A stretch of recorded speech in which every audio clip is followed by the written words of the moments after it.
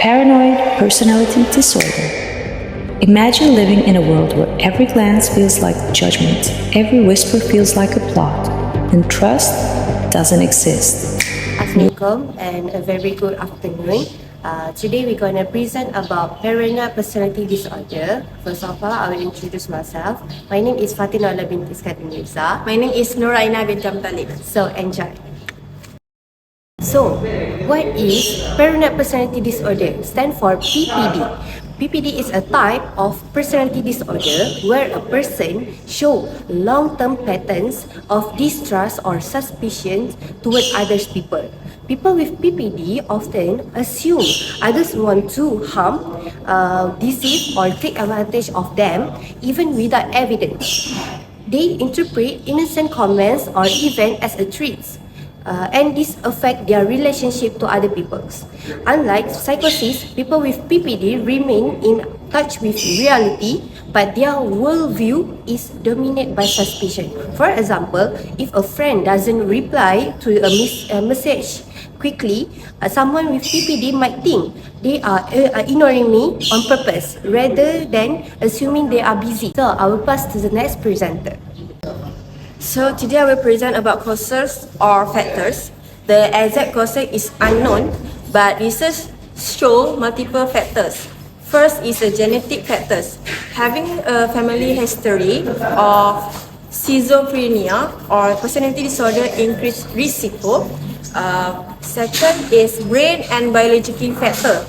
Some studies suggest difference in brain functions related to the threat perceptions, making some people more suspicious or hostile.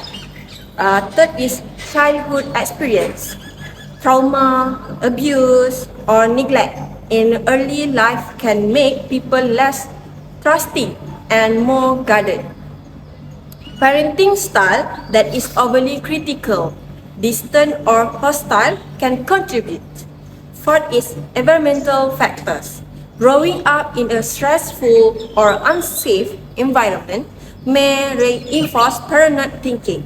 For example, a child consistently criticized by parents may grow up doubting others' intentions and assuming people want to harm them. I'll pass to the next presenter. Okay, so next, epidemiology for paranoid personality disorder is uncommon, affecting about 0.5% until 2.5% of the population. More frequently diagnosed in men rather than women. Often occurs alongside other personality disorder, depression, or substance abuse. Usually, this paranoid personality disorder start in early adulthood and continue throughout life in untreated. For example, a person may have a history of difficulty maintaining friendships and consistently suspect co-worker of plotting against them. Such as DSM-5 criteria. According to DSM-5, a person must show a long-term pattern of distrust and suspicious with 4 or more of these symptoms. First, suspicious without evidence, such as believing others are out to exploit or harm them. Second, doubt or loyalty or trustworthiness, such as questioning friends or family without reasons. Third, reluctance of confine, such as avoid sharing personal information for fear it will be used maliciously. Fourth is reading hidden traits, such as interpreting natural or friendly remark as insulting or threatening. 5. Holding grudge, such as unforgiving, angry over real, or imaging slight. 6. Perceive attacks on character, react with anger, or counter-attack when feeling insulted. 7. Suspicious of partner fidelity, such as consistently doubting a spouse or partner without real evidence. Other feature, hypervigilance, such as consistently on alert for threats. Emotional detachment, such as difficulty forming close relationship. Example, if a co-worker laughs in meeting, the person with PPD might think they are laughing at me, plotting against me, even if the laughter had nothing to do with them. Lastly, for treatment for paranoid personality disorder, PPD, is challenging to treat because people often mistrust mental health professionals.